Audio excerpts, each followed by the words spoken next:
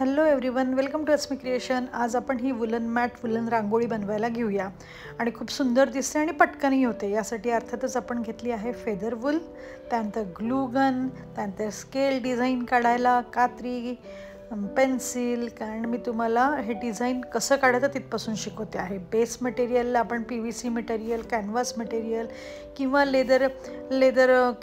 लेदरचं पण आपण घेऊ शकतो, जे टू व्हीलरच्या वरती कवर सीट कवर्सला आपण घालतो ते। आता आपण डिझाईन करताना मी एक सर्कल केलं आहे आणि 45 डिग्री घेऊन मी बरोबर खुणा केल्यात। 45, 90, 45 म्हणजे प्रत्येक अँगल हा 45 डिग्रीचा असेल असं मी खुणा करून घेतलेले आहेत। बघा, बरोबर ह्या अशा खुणा करून घेतलेल्या आहेत। आता त्यानंतर मी एक मोठं सर्कल करते, तुम्हाला जेवढं हवं असेल तेवढं। आता हे साधारणतः मी डायमीटर म्हणजे रेडियस जी आहे ती साधारणतः 10 ते 12 सेंटीमीटर घेतली आहे। आता तुम्हाला जर ती रेडियस वाढवायची असेल, मोठी रांगोळी करायची असेल तर मोठं घ्या। त्यातच आतलं सर्कल पण मी काढून घेतली आहे। एक लहान केलं आणि ते सर्कल मी काढून घेतलं। बघा, एक मोठं सर्कल आणि त्याच्याच आतमध्ये एक छोटं सर्कल काढलं आहे, कारण आपल्याला ती पाकळी करायची आहे म्हणून ती एक छोटं सर्कल मी काढलेलं आहे। आता ह्या सगळ्या लाईन्स मी वाढवून घेते आहे, बाकी काहीच करत नाही आहे। आता हे डिझाईन शिकण्यापासून आपण शिकतो आहे, म्हणून तुम्हाला एक डिझाईन तुम्ही केलं की नंतर तुम्ही कलर कॉम्बिनेशन्स बनवले की खूप सेम प्रकारच्या वेगवेगळ्या कलर कॉम्बिनेशनमध्ये तुम्ही रांगोळी बनवू शकतात। आता मी जे बाहेरचं सर्कल जे आहे ना, त्याचा मध्यभाग मला काढायचा आहे, म्हणून मी हे साधारणतः अंदाज घेऊन हे मध्यभाग मी शोधला आहे। बघा, असं मध्यभागी मी बरोबर खूण केली त्या बाहेरच्या सर्कलला। जे एक भाग जो आहे त्या एक भागाचा 45 अँगल जो आहे त्याच्यामध्ये बरोबर बघा, आता याच्यामध्ये मी बरोबर मध्ये खूण करते आहे। मध्यभाग बरोबर मधला पॉईंट घेऊन तिथे मी खूण केली। सेमच कारण तयार होतात म्हणून हे सेमच खुणा येतील। आता त्या मध्यभागाने मी काय करणार आहे, खालती पाकळी करायची आहे म्हणून खालती मी फक्त जॉईन करून घेतली आहे। डिझायनिंगचा पार्ट थोडासा बोरिंग असतो, पण एक डिझाईन झालं की तुम्ही त्याच्यावरनं असंख्य रांगोळ्या करू शकतात वेगवेगळ्या कलर कॉम्बिनेशनमध्ये। मैत्रिणींनो, तुम्हाला मी हे सांगते, हे आवडत असेल तर नक्की माझं चॅनल सबस्क्राईब करा आणि शेअर करा। बघा, अशा पद्धतीने हे करायचं आहे, म्हणजे एक एक पाकळी ती तयार होणार। हे बघा, समोर तो मध्यभागाला पॉईंट केला तर त्याला इथे असं मी जॉईन करते आहे। बस हे असं सगळीकडे मी करून घेते। त्यानंतर तो मध्यभाग काढला ना, त्याच्याबरोबर तिथून रेष जाऊन मी मध्ये हे करते, कारण मला त्या एका पाकळीमध्ये मी ते 2 कलर दिलेले आहेत बघा, पांढरा आणि लाल, म्हणून मी तिथे 2 असं सगळीकडे करून घेतले मध्यभागी रेषा। एकच पाकळीचा तुम्ही एकच कलर जरी ठेवला तरी सुंदर दिसतं, पण मी आज 2 कलर घेतली आहे।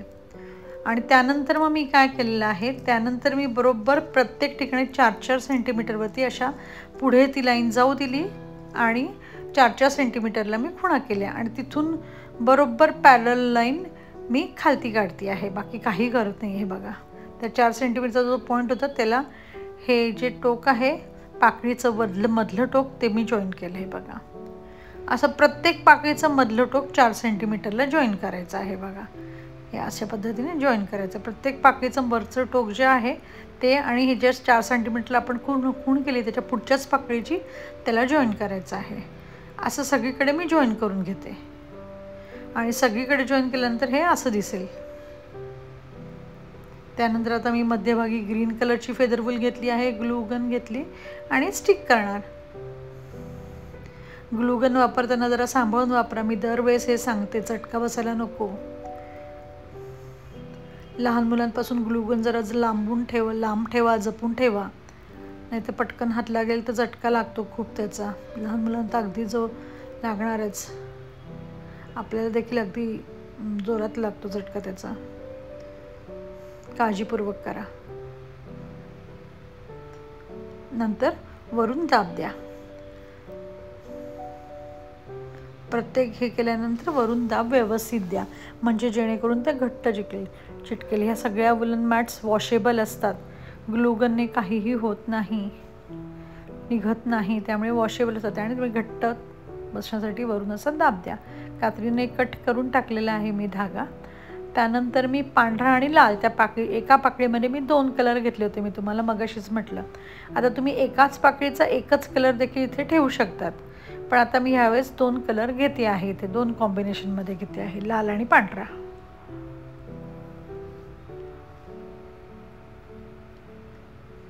आता मी पांढरा कलर देते आहे आणि नंतर त्याच्या शेजारची त्याच पाकळीमध्ये लाल कलर. आता तुम्ही हे जे डिझाईन केलेलं असतं, हे डिझाईन तुम्ही एकदा करून घेतलं की ते एका पेपरवरती करून घ्यायचं डिझाईन, सो दॅट नंतरचं जेव्हा तुम्ही डिझाईन कराल ना, आता लाल कलर लावून घेऊया आपण इकडे साईडला. नंतरचं जे तुम्ही डिझाईन केलं ते कार्बन कॉपीने तुम्ही केलं की झालं. कार्बन कॉपीने ते कार्बन करायचं ट्रेसिंगने आणि दुसरं डिझाईन तयार. असं तुम्ही एकच डिझाईन एका पेपरवरती केल्यानंतर तुमचे असंख्य रांगोळ्या तयार होतील. डिझाईन विकत घ्यायची गरज नाही, आपणच हे सुंदर तयार करू शकतो वेगवेगळ्या पद्धतीने. बघा, लाल कलरही मी लावून घेतला आहे.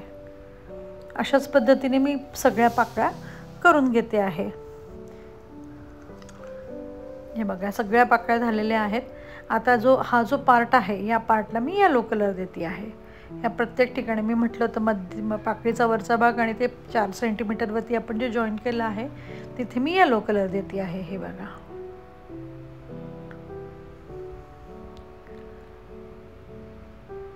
अशा पद्धतीने मी येलो कलर ग्लू गनने चिटकवून घेणार आहे. याचं फक्त एकच होतं, अशा पाकळ्या घेतल्यावरती हा जरा 3D इफेक्ट तयार झाल्यासारखा होतो, पण आपण आहेत सेम कलर गेलून बाउंड्री केली तरी देखील सुंदर दिसते ती रांगोळी.